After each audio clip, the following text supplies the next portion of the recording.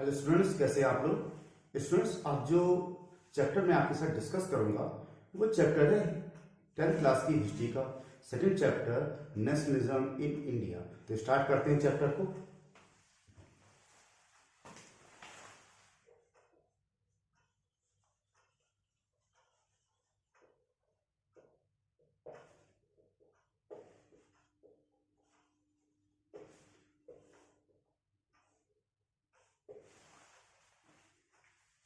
Students, nationalism in India chapter आपकी history की book का first chapter nationalism in Europe से बहुत ही ज्यादा रिलेटेड है।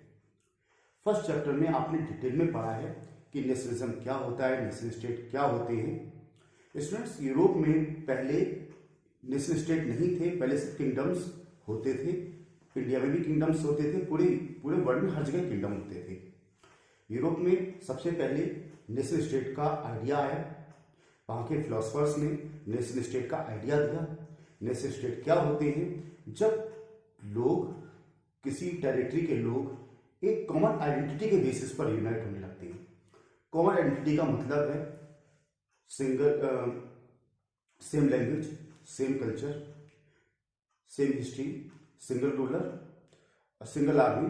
ये चीजें, इनके बेसिस पर जब लोग यूनाइट होने लगते हैं तो ये कॉमन आइडेंटिटी एक बाइंडिंग फोर्स बन जाती है और लोगों को यूनाइट करती है। तो इन कॉमन आइडेंटिटी के बेसिस पर नेशन स्टेट डेवलप होते हैं और नेशन स्टेट को बनाने का जो आइडिया है वो नेशनलिज्म कहलाता है। नेशन स्टेट को बनाने की जो स्पिरिट है वो नेशनलिज्म कहलाती है। स्टूडेंट्स, यूरोप में नेशन स्टेट बनने के बाद में, यूरोप में आपने पढ़ा है किस तरीके से यूनिफिकेशन ऑफ इटली हुआ, यूनिफिकेशन ऑफ जर्मनी हुआ है। यूरोप में ये सारे नेशन स्टेट बनने के बाद में नेशनलिज्म का आइडिया हमारे इंडिया में भी आया। पूरे वर्ल्ड के सभी हिस्सों में गया, हमारे इंडिया में भी आया। स्टूडेंट्स, इंडिया में उस समय इंडियन इंडिपेंडेंस स्ट्रगल चल रहा था। हम अंग्रेजों के गुलाम थे, अंग्रेजों से आजाद होने की लड़ाई चल रही थी। स्टूडेंट्स, हमारे इंडिया के जो फ्रीडम फाइटर्स थे उन्होंने नेशनलिज्म को हमारे इंडिया के इंडिपेंडेंस स्ट्रगल के लिए बहुत ही अच्छा माना, क्योंकि इसकी वजह से इंडियन इंडिपेंडेंस स्ट्रगल मजबूत हो सकता था। इंडिया की आज़ादी के लिए जो लड़ाई लड़ी जा रही थी उसमें तेजी आ सकती थी और लोग यूनाइट हो सकते थे। तो ये हमारी इंडिया की इंडिपेंडेंस के लिए बहुत अच्छा था। और नेशनलिज्म की जब ग्रोथ हुई, नेशनलिज्म की जब डेवलपमेंट हुआ, तो वो हमारी इंडिया के इंडिपेंडेंस स्ट्रगल से बहुत ही ज्यादा जुड़ गया।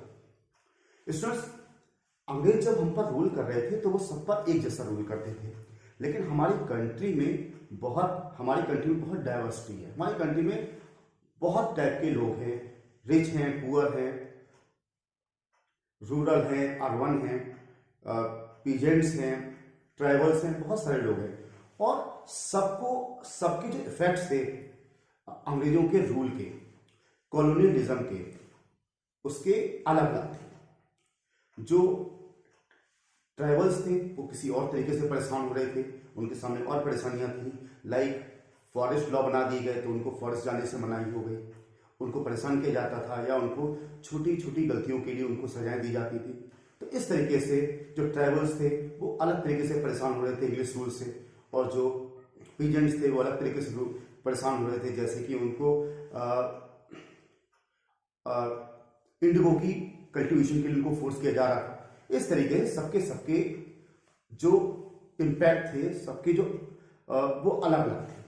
तो सब लोगों के जो एक्सपीरियंसेस थे वो अलग अलग थे। और फ्रीडम को लेकर इंडियन इंडिपेंडेंस स्ट्रगल चल रहा था, फ्रीडम को लेकर जो सबके आइडियाज थे वो भी अलग अलग थे। तो स्टूडेंट्स, इस चैप्टर में हम ये पढ़ेंगे कि किस तरीके से नेशनलिज्म हमारी इंडिया में आया, उसने लोगों को यूनाइट किया, और किस तरीके से हमारी इंडिया में डिफरेंट मूवमेंट्स चले। स्टूडेंट्स, उस समय हमारे इंडिया के जो बड़े बड़े फ्रीडम फाइटर्स थे वो सब कांग्रेस से जुड़े हुए थे।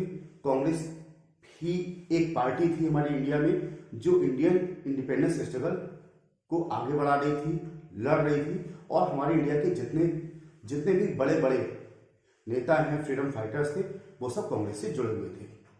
तो कांग्रेस ने किस तरीके से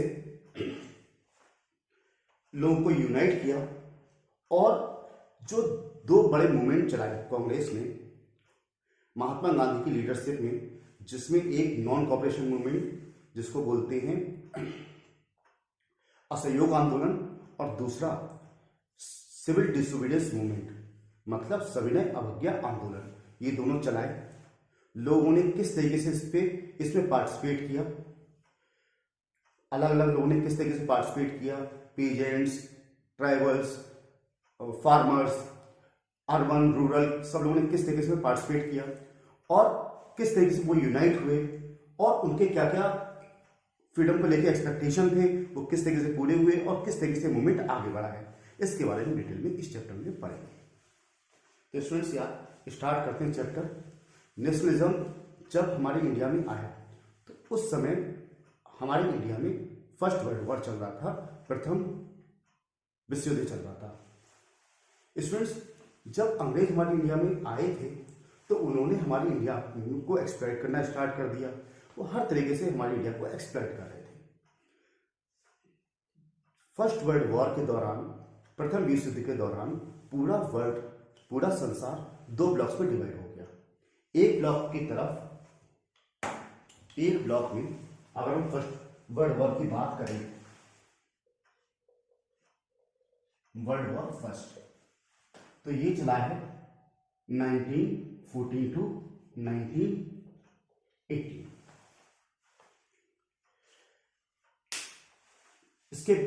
इसमें जो हमारा विश्व है, जो हमारा संसार है, वो दो ब्लॉक्स में डिवाइड हो गया। एक ब्लॉक में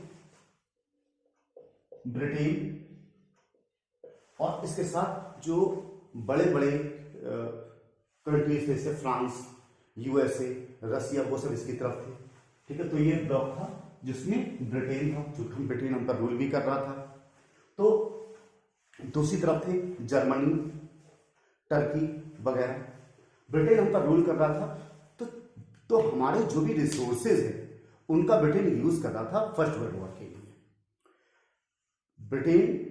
ब्रिटेन हमारे यहाँ के जो सोल्जर्स हैं उनका भी यूज कर रहा था। हमारे यहाँ के जो सोल्जर्स हैं वो ब्रिटेन के सोल्जर्स के साथ में, ब्रिटेन के दुश्मनों के साथ में लड़ रहे थे। तो इस तरीके से ये सब फर्स्ट वर्ल्ड वॉर का हमारी इंडिया पर, हमारी इंडिया की इकोनॉमी पर बहुत ही ज़्यादा असर पड़ा, हमारी इंडिया की सोसाइटी पर बहुत ज़्यादा असर पड़ा है और उससे लोगों के अंदर बहुत ज़्यादा नाराजगी फैलने लगी। तो क्या इफेक्ट थे इसके, उसको डिस्कस करते हैं।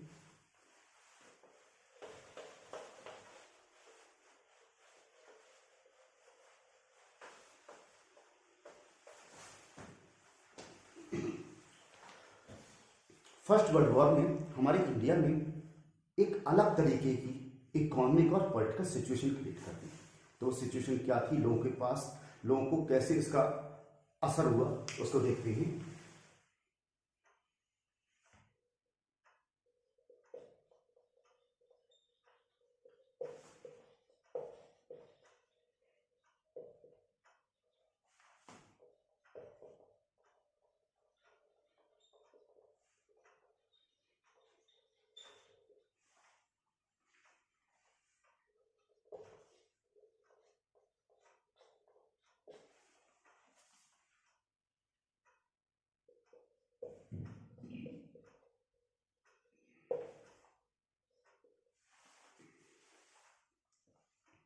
पहला इफेक्ट ये हुआ कि अंग्रेज जो लड़ाई लड़ रहे थे तो उसमें जो भी खर्चा आ रहा था वो खर्चा वो हमारे इंडिया से पूरा कर रहे थे। हमारे इंडिया में इन्होंने बहुत सारे टैक्सेस लगाए, कस्टम ड्यूटीज, इनकम टैक्स बढ़ाए और उनसे जो पैसा आ रहा था उस पैसे का यूज वो अपने प्रथम विश्व युद्ध में लड़ने में लगा रहे थे। उसका इंडिया में कोई उसका यूज नहीं हो रहा था। तो पहला इसका इफेक्ट क्या था, पहला इफेक्ट ये था कि डिफेंस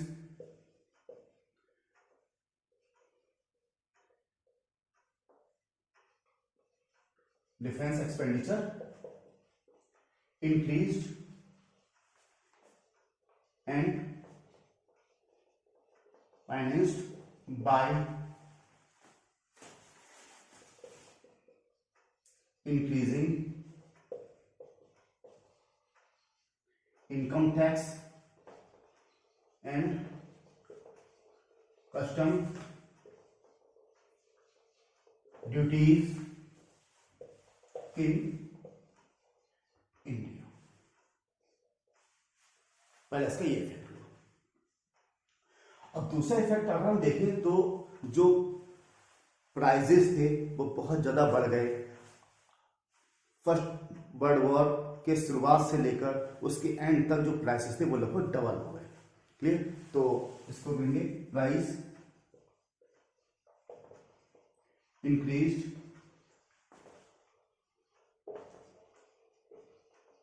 doubled during 1913 to 1980। इस दौरान प्राइस डबल हो गए।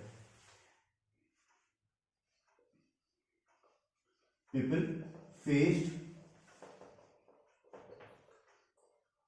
एक्सट्रीम हार्डशिप, लोगों को बहुत परेशानियों का सामना करना पड़ा। अगर हम इसका थर्ड इफेक्ट देखेंगे, थर्ड इफेक्ट है फोर्स्ड रिक्रूटमेंट। अभी मैंने आपको बताया कि ब्रिटेन के सोल्जर्स के साथ में हमारे सोल्जर्स भी ब्रिटेन की आर्मी के साथ में मिलकर ब्रिटेन के दुश्मनों से लड़ रहे थे। तो वहां पे सोल्जर्स की जो कमी हो रही थी वो इंडिया से पूरी की जा रही थी। इंडिया में जो विलेजेस हैं उनमें फोर्स रिक्रूटमेंट स्टार्ट किया गया और जितने भी फिजिकली फिट लोग होते थे उनको जबरदस्ती आर्मी में उनको रिक्रूट कर लिया जाता था और इससे एग्रीकल्चर में प्रॉब्लम आने लगी क्योंकि वो लोग एग्रीकल्चर करते थे और उनको फोर्सिबली आर्मी में भेज दिया गया।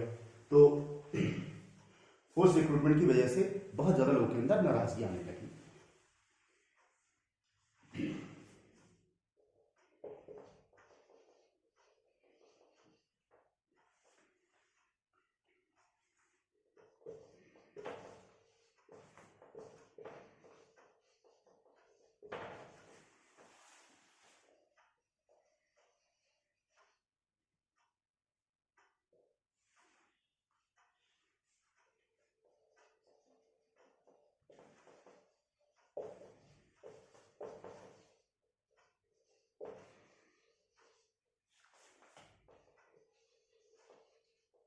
That led to widespread anger.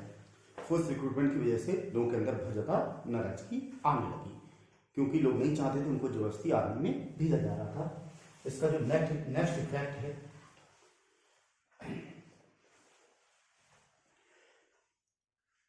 हमारे इंडिया के बहुत सारे हिस्सों में क्रॉप फेलियर हो गया और क्रॉप फेलियर की वजह से लोगों को परेशानियों का सामना करना पड़ा।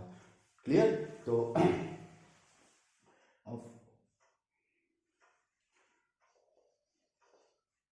crop failure in many parts of India and there was acute shortage of food की बहुत ज्यादा शॉर्टेज आने लगी। दूसरा इसका इफेक्ट ये है कि उस समय एक एपिडेमिक फैल गया, इन्फ्लुएंजा, और उस इन्फ्लुएंजा एपिडेमिक की वजह से लार्ज स्केल पर लोग मरने लगे और साथ में फेमाइन्स भी आ गए बहुत सारे। तो उन फेमाइन्स की वजह से, एपिडेमिक की वजह से लोग मर गए और लगभग 12 to 13 मिलियन पीपल उसमें मार गए थे। तो ये इसका एक बहुत ही ज्यादा खतरनाक इसका इफेक्ट रहा।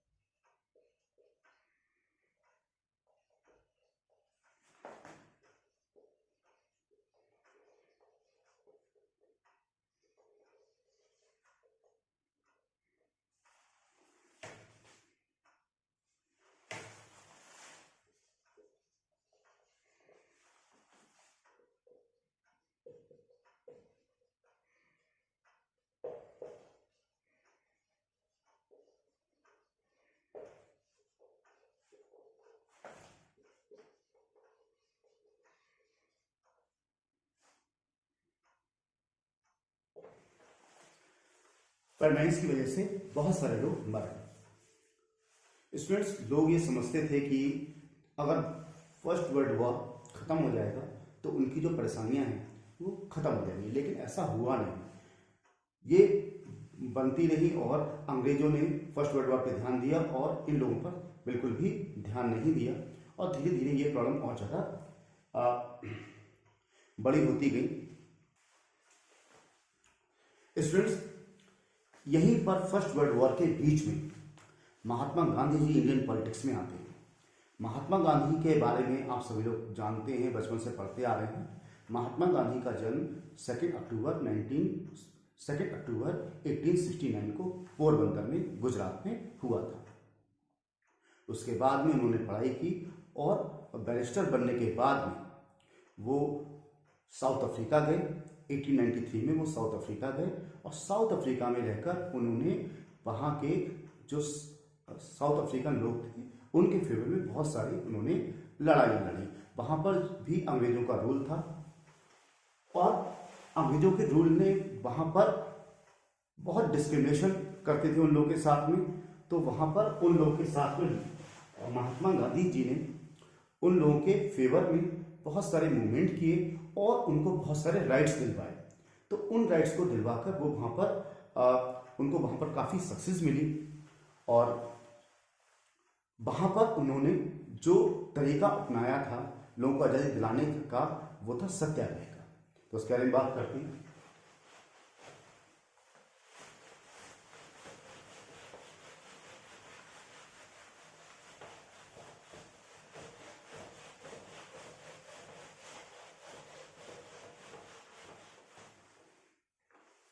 स्टूडेंट्स,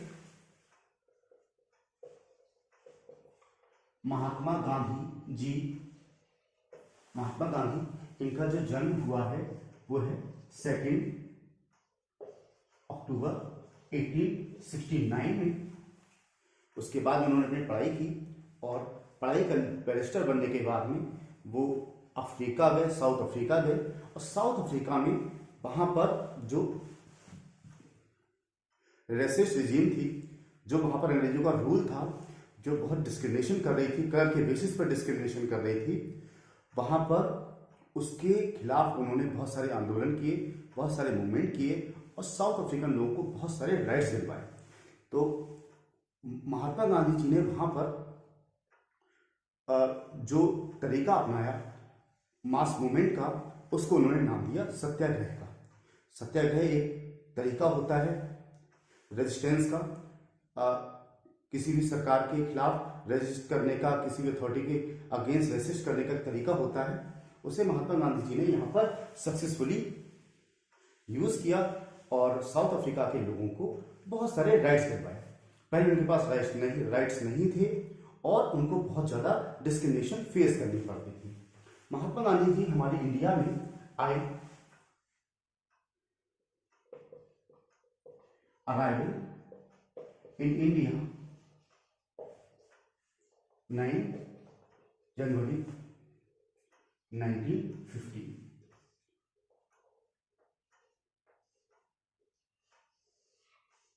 9 जनवरी 1915 को वो हमारी इंडिया में आए। इंडिया में आने के बाद में उन्होंने डिसाइड किया कि इंडिया में भी जो मास मूवमेंट का तरीका है, जो सत्याग्रह का तरीका है, वो इंडिया में भी अप्लाई किया जाए। और वो ये मानते थे, उनका ये दृढ़ विश्वास था कि सत्याग्रह एक ऐसा टूल है, सत्याग्रह एक ऐसी चीज है, एक ऐसा हथियार है जो लोगों को यूनाइट कर सकता है। जब लोग यूनाइट हो जाएंगे तब लोग आज़ादी के लिए अच्छे तरीके से लड़ पाएंगे और हमारी इंडिया आसानी से आज़ाद हो पाएगी। तो उसके लिए जरूरी था सत्याग्रह का यूज करना। सत्याग्रह का यूज कैसे किया गया? तो महात्मा गांधी जी ने इंडिया में आकर अपने सत्याग्रह को यूज किया। सत्याग्रह बेसिकली क्या होता है?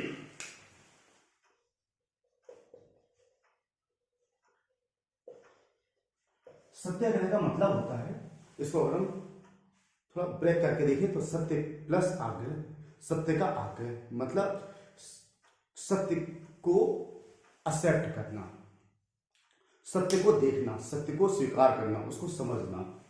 इसका जो मेथड था वो ये था कि अगर आप इनजस्टिस के अगेंस्ट लड़ रहे हो, अगर आप इनजस्टिस के अगेंस्ट लड़ रहे हो और आपका जो कॉज है वो सही है, आप सच्चाई के लिए लड़ रहे हो, इनजस्टिस के अगेंस्ट लड़ रहे हो, तो आपको फिजिकल फोर्स की जरूरत नहीं है, आपको मारपीट करने की जरूरत नहीं है। If your cause is true,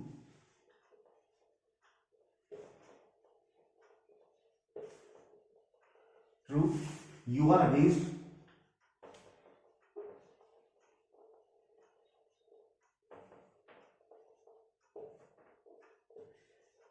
injustice, if you are against injustice, तो आपको फिजिकल फोर्स की जरूरत नहीं है।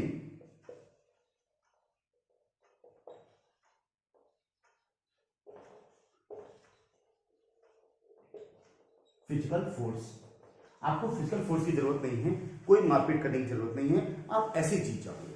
आपको करना क्या है, जो ऑपरेशन है, जो आपको एक्सप्लॉइट कर रहा है, जो आपको परेशान कर रहा है, उसकी कॉन्शियंस को आपको परसुएट करना है, उसकी कॉन्शियंस को आपको अपील करना है। ऐसे आपको बिहेव करना है कि उसकी जो अंतरात्मा है, उसकी जो चेतना है, उसकी जो कॉन्शियंस है, वो उसको अपील करना है और उसको परसुएट करना है कि सच्चाई को देखो, सच क्या है उसको देखो, एक्सेप्ट करो। बीइंग ह्यूमन, कभी ना कभी वो धीरे धीरे आपके आपके दृढ़ता की वजह से, आपके सत्याग्रह पर डटे रहने की वजह से वो एक दिन सच्चाई को देखेगा, उसे एक्सेप्ट करेगा और वो अपने आप आपके सामने सरेंडर कर देगा। आपको फोर्स की कोई जरूरत नहीं पड़ेगी, वो आपको सरेंडर कर देगा। ठीक है, तो क्या करना है, need to appeal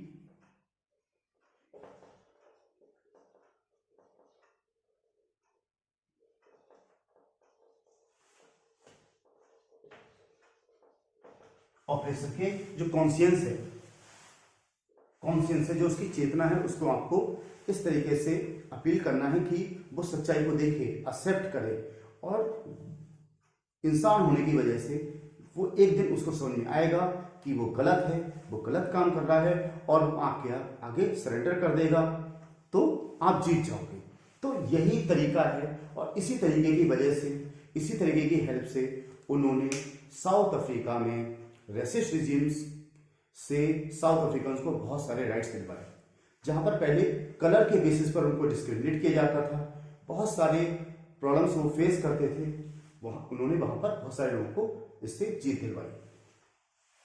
students, Mahatma Gandhi ji ने इसका इंडिया में भी एक्सपेरिमेंट करने का सोचा कि इंडिया में भी ये करके देखा जाए कि इंडिया के लोग किस तरीके से सत्याग्रह को एक्सेप्ट करेंगे और किस तरीके से सत्याग्रह को समझेंगे, फिर सत्याग्रह किस तरीके से लार्ज स्केल पर यूज करके इंडिया को आजाद कराया जा सकता है। तो उसके लिए महात्मा गांधी जी ने स्टूडेंट्स, महात्मा गांधी जी ने 3 मेजर सत्याग्रह किए, जिन सत्याग्रह में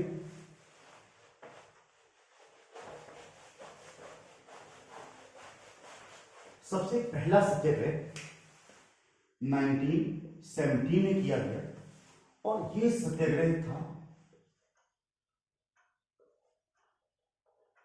चंपारण सत्याग्रह। चंपारण बिहार में है, यहां पर उन्होंने सत्याग्रह किया। यहां पर जो पीजेंट्स थे उनके साथ ये दिक्कत थी कि वहां पे जो प्लांटेशन ओनर्स थे वो उनको इंडिगो का कल्टीवेशन करने के लिए फोर्स कर रहे थे, उनको इंडिगो कल्टीवेशन करने के लिए फोर्स कर रहे थे और ये लोग इंडिगो नहीं करना चाहते थे। यहाँ के जो फार्मर्स थे वो इंडिगो नहीं करना चाहते थे क्योंकि इंडिगो करने में बहुत सारी प्रॉब्लम्स आती थी। ये लोग अपने कोई और फूड ग्रेन्स उगाना चाहते थे, लेकिन फोर्सफुली इनको इंडिगो उगाने को कहा जाता था। तो महात्मा गांधी जी यहाँ पर आए और यहाँ पर चंपारण में जो फार्मर्स के फेवर में उन्होंने सत्याग्रह किया और सत्याग्रह करने के बाद में प्लांटेशन ओनर्स को डिफीट किया और प्लांटेशन ओनर्स को सरकार ने ये ऑर्डर दिया कि नहीं, आप फोर्स नहीं कर सकते, जो इंडिगो उगाना चाहें वो उगाए, जो नहीं उगाना चाहे वो नहीं उगाए, प्लांटेशन ओनर्स उनको फोर्स नहीं कर सकते। तो ये 1917 में पहला इनका सत्याग्रह था चंपारण बिहार में। जो कि इंडिगो प्लांटेशन को अपोज करने के लिए था, चंपारण के फार्मर्स के फेवर में था।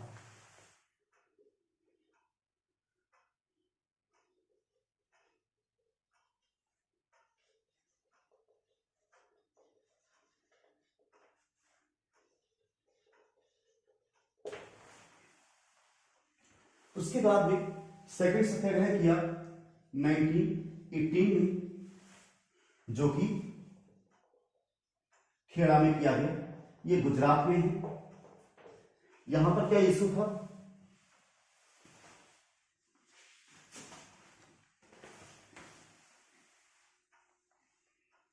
यहां पर क्या इशू था स्टूडेंट्स?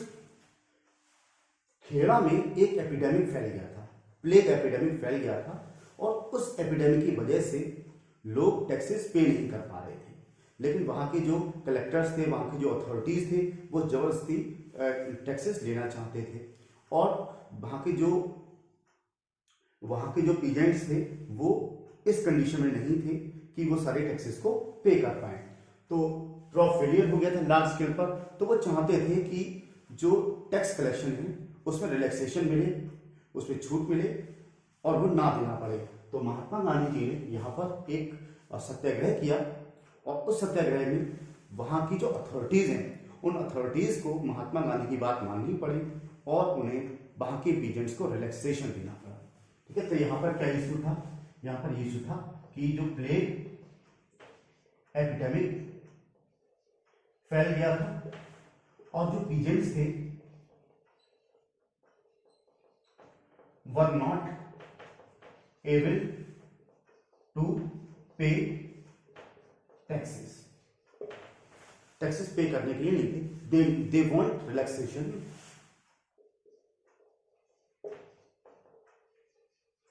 They wanted relaxation. तो पहला सत्याग्रह किया, दूसरा सत्याग्रह किया, इसके बाद में उन्होंने तीसरा सत्याग्रह भी किया 1918 में, जो कि था अहमदाबाद में। अहमदाबाद भी गुजरात में ही। यहां पर क्या इशू था? यहां पर जो कॉटन मिल वर्कर्स थे, वो वहां पे काम करने वाले जो वर्कर्स थे, उनको उनके ड्यूज नहीं दे रहे थे। यहाँ पर जो भी कॉटन मिल ऑनर्स थे, वो वहाँ के जो वर्कर्स थे उनको उनके ड्यूज नहीं दे रहे थे। तो महात्मा गांधी जी ने यहाँ पर अब सत्याग्रह किया, और उनके सत्याग्रह की वजह से वहाँ के जो कॉटन मिल ऑनर्स थे, उनको महात्मा गांधी की बात माननी पड़ी, और इन लोगों को इनके ड्यूज देने पड़े।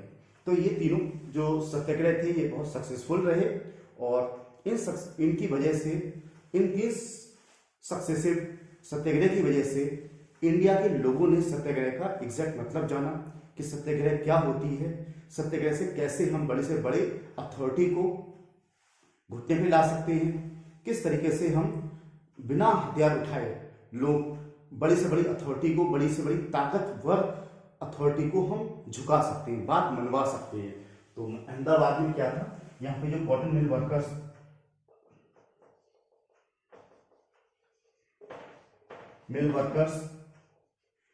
ठीक है, cotton mill workers needed their dues. यहाँ पे कॉटन मिल वर्कर्स जो थे वो अपने ड्यूज चाहते थे, तो ये इनके फेवर में था, कॉटन मिल वर्कर्स के फेवर में था। तो ये तीन सत्याग्रह करने के बाद में महात्मा गांधी जी इंडियन पॉलिटिक्स में बहुत फेमस हो गए लोग हमारे। और उसका दूसरा फायदा ये हुआ, हमारे इंडिया के जो लोग हैं वो सत्याग्रह के एग्जैक्ट मीनिंग को समझ पाए, सत्याग्रह कैसे काम करता है, किस तरीके से एक सच्चे सत्याग्रही को जीत मिलती है, इसको वो सीख पाए। इन तीन सक्सेसफुल सत्याग्रह की वजह के बाद में महात्मा गांधी जी एक और सत्याग्रह उन्होंने डिसाइड किया, और वो सत्याग्रह था रॉलेट एक्ट के अपोज में सत्याग्रह करना। क्या था रॉलेट एक्ट, उसको समझते हैं।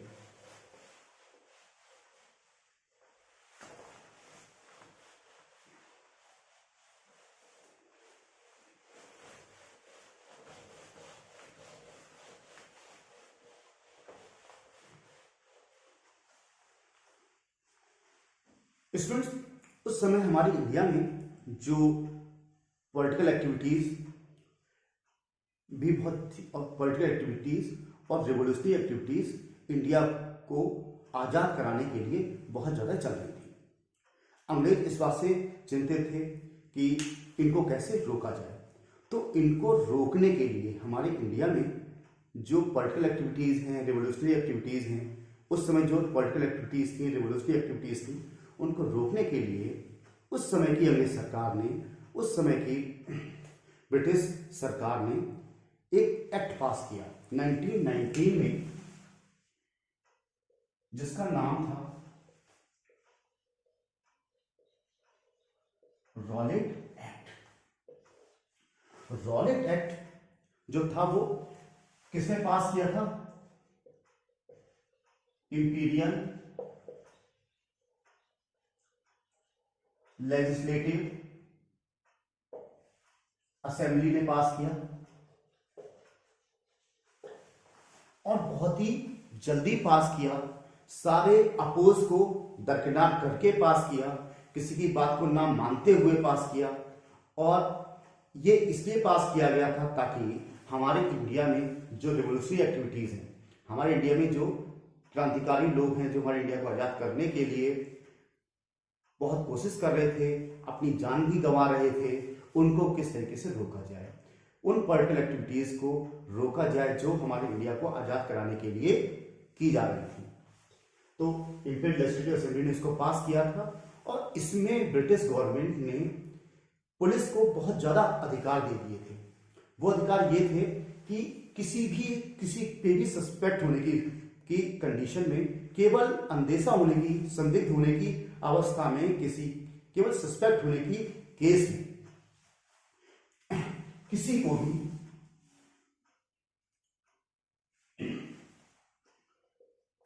अरेस्ट किया जा सकता था, ठीक है, और without trial maximum 2 years imprisonment था इसमें।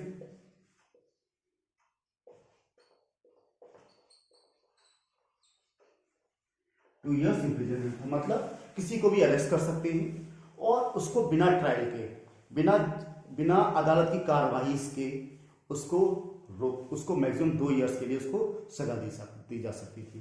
तो इसको बहुत ही, इसका नेशन वाइड अपोज हुआ, पूरे इंडिया में इसको बहुत अपोज किया गया।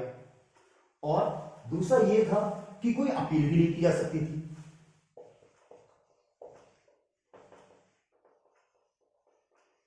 कोई अपील भी नहीं की जा सकती थी। तो ये ऐसा कानून था जिसमें अंग्रेज सरकार अपनी मनमानी कर सकती थी, जिसको चाहे उसको जेल में बंद कर दिया, 2 साल के लिए बंद कर दिया, और कोई अपील भी सुनने वाले नहीं है। जज के सामने भी उसकी कोई कार्रवाई नहीं होगी, वो अपने फेवर में कुछ नहीं बोल सकता, ठीक है, वो वकील की हेल्प भी नहीं ले सकता। तो ये जो था, ये ऐसा कानून था जिसने पुलिस को बहुत ज्यादा ताकत दे दी। ये ड्रैकोनियन लॉ था एक, जिसने पुलिस को एक इनॉर्मस पावर दे दी कि वो किसी भी तरीके से रिवोल्यूशनरी एक्टिविटीज को रोके, किसी भी तरीके से पॉलिटिकल एक्टिविटीज को रोके। इसको नाम दिया गया ब्लैक लॉ। इसको नाम दिया गया black law. No appeal, no वकील, नो दलील का काला कानून, इसका नाम दिया गया। इसके बाद इसके लिए महात्मा गांधी जी ने डिसाइड किया कि इसको अपोज करने के लिए एक हड़ताल का आयोजन किया जाए, एक हड़ताल ऑब्जर्व की जाए, एक हड़ताल की जाए। और वो हड़ताल हुई थी 6 अप्रैल को। 6 अप्रैल को एक नेशन वाइड एक हड़ताल हुई थी और ये महात्मा गांधी ने डिसाइड किया। स्टूडेंट्स,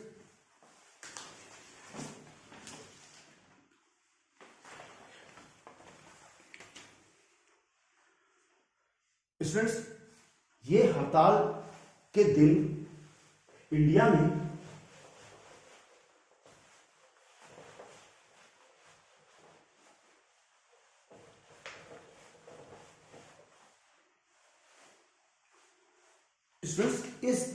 इस दिन, जिस दिन महात्मा गांधी जी ने 6 अप्रैल को रखने की डिसाइड किया था, उस दिन लार्ज स्केल पर रैलीज निकाली गई, लार्ज स्केल पर रैलीज निकाली गई। इसके साथ में जो रेलवे वर्कशॉप्स थे उनमें हड़ताल कर दी लोगों ने, जो भी इंडियंस थे उन्होंने वहां पर रेलवे वर्कशॉप पे हड़ताल कर दी। इसके साथ में लोगों ने अपनी दुकानें बंद रखी,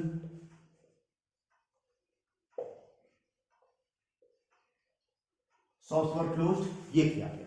तो लार्ज स्केल पर ये किया गया, तो पुलिस को इससे चिंता हो गई कि क्या कुछ बड़ा होने वाला है। इसके बाद में पुलिस ने सोचा कहीं लार्ज स्केल पर जो रेलवे लाइन है वो ना उखाड़ दी जाए, टेलीग्राफ लाइन ना उखाड़ दी जाए, कम्युनिकेशन लाइन डिस्टर्ब ना कर दी जाए। इसको देखते हुए ब्रिटिश गवर्नमेंट ने सोचा कि अब हम जो लोग हैं, जो रैलीज कर रहे हैं, जो ये हड़ताल कर रहे हैं, उनसे सख्ती से निपटते हैं। तो सख्ती से निपटने की वजह से उन्होंने क्या हुआ, सबसे पहले अटैक किया लीडर्स पर। अमृतसर के जो बड़े बड़े लीडर्स थे उनको अरेस्ट कर लिया गया, अमृतसर के बड़े बड़े लीडर्स को अरेस्ट कर लिया गया। महात्मा गांधी जी को दिल्ली में आने से रोक दिया गया। तो ये इनके बड़े बड़े डिसीजंस थे। इसके साथ में इन्होंने जगह जगह रैलीज रोकने की कोशिश की, स्ट्राइक्स रोकने की कोशिश की। तो इन्होंने लार्ज स्केल पर लोगों को मारना पीटना, उनको परेशान करना स्टार्ट किया, टॉर्चर करना उनको परेशान स्टार्ट किया। और उन्होंने सोचा कि लार्ज स्केल पर ये हो जाएगा तो टेलीग्राफ लाइन और जो railway line, communication line, telephone line, ये सब डिस्टर्ब हो जाएंगी। इसको देखते हुए उन्होंने डिसीजंस लिया और इसको सख्ती से निपटने का डिसाइड किया, जिसके ये जो लीडर्स थे इन लीडर्स को रोक दिया गया। इसके साथ में 10 अप्रैल के दिन 10 अप्रैल को पुलिस ने एक पीसफुल सत्याग्रह की प्रोसेशन पर गोलियां चला दी। सत्याग्रही अपना जुलूस निकाल रहे थे, रैलीज निकाल रहे थे, पुलिस वालों ने उन पर गोलियां चला दी, निहत्थे लोगों पर गोलियां चला दी। तो वहां के जो लोग थे, सत्याग्रही के साथ में और भी जो लोग थे, वो लोगों ने क्या उसके बाद में क्या किया, रेस्पॉन्ड करते हुए, किसी को आप परेशान करोगे तो वो रेस्पॉन्ड करेगा। उन्होंने रेस्पॉन्ड किया और उसके अपोज में, उसके आंसर में उन्होंने गवर्नमेंट बिल्डिंग्स पे अटैक करना स्टार्ट कर दिया। गवर्नमेंट बिल्डिंग मतलब banks, railway station, post office, इन पर अटैक किया। और जब इन पर अटैक किया तो ब्रिटिश गवर्नमेंट ने बहुत ही जल्दी अमृतसर में martial law was imposed, martial law लगा दिया।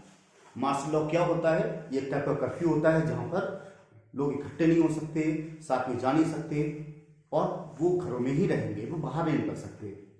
तो वहां पर मार्शल लॉ लगा दिया गया और अमृतसर में अंग्रेज सरकार ने अमृतसर में जनरल डायर को कमांड दी। जो अंग्रेज अधिकारी था उसको कमांड दी, कर्फ्यू को मेंटेन करने की जिम्मेदारी उसको दी गई। तो उसके बाद में 13 अप्रैल को हमारे इंडिया में जलियांवाला बाग मैसेकर होता है, जलियांवाला बाग हत्याकांड होता है। उसका बैकग्राउंड ये था कि किस तरीके से जनरल डायर को कमांड दी गई और उसके बाद में जलियांवाला बाग मैसेकर हुआ। स्टूडेंट्स, 13 अप्रैल के दिन जलियांवाला बाग हुआ। 13 अप्रैल के दिन बैसाखी का दिन था और इस दिन लोग बैसाखी सेलिब्रेट करने के लिए जलियांवाला बाग में आ रहे थे।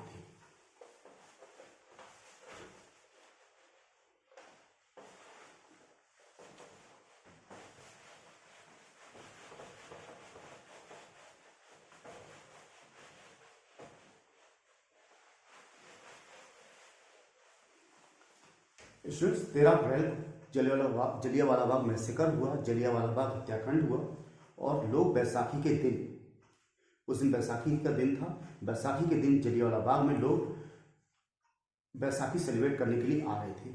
कुछ लोग गवर्नमेंट के जो तौर तरीके हैं उनको क्रिटिसाइज करने के लिए भी आ रहे थे। जो मार्शल लॉ लगाया गया था अमृतसर में, लोग उससे अनअवेयर थे, वो समझ नहीं पाए और वो अपने डेली एक त्योहार को सेलिब्रेट करने के लिए आए। जनरल डायर ने जलियांवाला बाग के सभी एग्जिट गेट बंद कर दिए और उन लोगों पर गोलियां चला दी। गोलियां चलाने की वजह से सैकड़ों लोग मारे गए और हजारों लोग उसमें घायल हो गए, बहुत सारे लोग मारे गए। और जो लोग, और इसको इंडियन हिस्ट्री में जलियांवाला बाग मैसेकर कहा जाता है, जलियांवाला बाग हत्याकांड कहा जाता है। और जनरल डायर ने ये आंसर दिया कि वो सत्याग्रहियों के मन में डर पैदा करना चाहता था, एक टेरर पैदा करना चाहता था, उनको टेरराइज करना चाहता था, इसलिए उसने ये किया। उसने अपने आप को सही ठहराया। उसने कहा कि मुझे सत्याग्रहियों के मन में डर पैदा करना था, उनको टेरराइज करना था, इसलिए ऐसा किया गया। स्टूडेंट्स, जैसे जैसे ये न्यूज़ इंडिया के दूसरे पार्ट्स में पहुंचने लगी, जगह जगह प्रदर्शन होने लगे, रैलीज होने लगी और अंग्रेज सरकार को हर जगह कंडेम किया गया कि अंग्रेज सरकार ने ये गलत किया है। जगह जगह क्लैशेस हुए, पुलिस के साथ क्लैशेस हुए, बहुत जगह रैलीज निकाली गई, गवर्नमेंट बिल्डिंग्स पर अटैक किए गए, ये सब किया गया। उसके बाद में ब्रिटिश गवर्नमेंट ने और ज़्यादा ब्रूटैलिटी के साथ में जो सत्याग्रही थे, रेवोल्यूशनरीज थे, उनके साथ में उनको ह्यूमिलेट करना स्टार्ट कर दिया, उनको टेरराइज करना स्टार्ट कर दिया, उनको जो सलाम करने को कहा गया, जो साहब थे, अंग्रेज थे, उनको सलाम करने को कहा गया, उनको अपनी नाक जिन पर रगड़ने को कहा गया, जो रेंग कर चलने को कहा गया, ये सब किया गया। बहुत सारे जो सत्याग्रही थे उनको पकड़ा गया, उनको कोड़े मारे गए, कई गांव में बॉम्ब्स फेंके गए और हर तरीके से उनको ह्यूमिलेट किया गया, उनको परेशान किया गया। और सारे जो रैलीज हैं और मूवमेंट्स हैं सब बंद कराए गए, सब ब्रिटिश गवर्नमेंट ने बंद कराए। इसके साथ में महात्मा गांधी जी ने ये वायलेंस जब देखा तो उन्होंने जो सत्याग्रह था, उनका जो मूवमेंट था, वो मूवमेंट को उन्होंने कॉल ऑफ करने का डिसाइड किया, उसको स्थगित करने का डिसाइड किया, पोस्टपोन करने का डिसाइड किया। महात्मा गांधी जी ने सोचा कि वायलेंस बढ़ रहा है और सत्याग्रही जो है उनको अभी और ट्रेन करने की जरूरत है। और अभी जो ये मूवमेंट है जो वो पूरे इंडिया के सभी पार्ट्स में नहीं पहुंचा और इसको और लार्ज स्केल पर ब्रॉड बेस्ड इसको बनाने की जरूरत है और इसको लार्ज स्केल पर इंडिया में एक्सिक्यूट करने की जरूरत है, तभी लोग यूनाइट हो पाएंगे। और दूसरा कि उन्होंने ये सोचा कि अभी जो हिंदू मुस्लिम यूनिटी है उस यूनिटी की बहुत जरूरत है। अगर हिंदू मुस्लिम यूनिटी नहीं होगी तो कोई भी मूवमेंट सक्सेसफुल नहीं हो सकता, क्योंकि मुस्लिम्स भी काफी लार्ज नंबर में थे इंडिया में और हिंदू तो थे ही। तो जब तक दोनों यूनाइट नहीं होंगे तब तक कोई एक प्रोग्राम अच्छे तरीके से एक्सिक्यूट नहीं हो सकता, अच्छे तरीके से नहीं चल सकता और वो बीच में इसी तरीके से वो रह जाएगा, फेल हो जाएगा। तो किसी भी मूवमेंट को चलाने के लिए सबसे पहले हिंदू मुस्लिम यूनिटी होनी बहुत जरूरी है और जो सत्याग्रही हैं उनको ट्रेन करने की बहुत जरूरत है, क्योंकि सत्याग्रही हार नहीं सकता, सत्याग्रह की जीत होती है, लास्ट में वही जीतता है।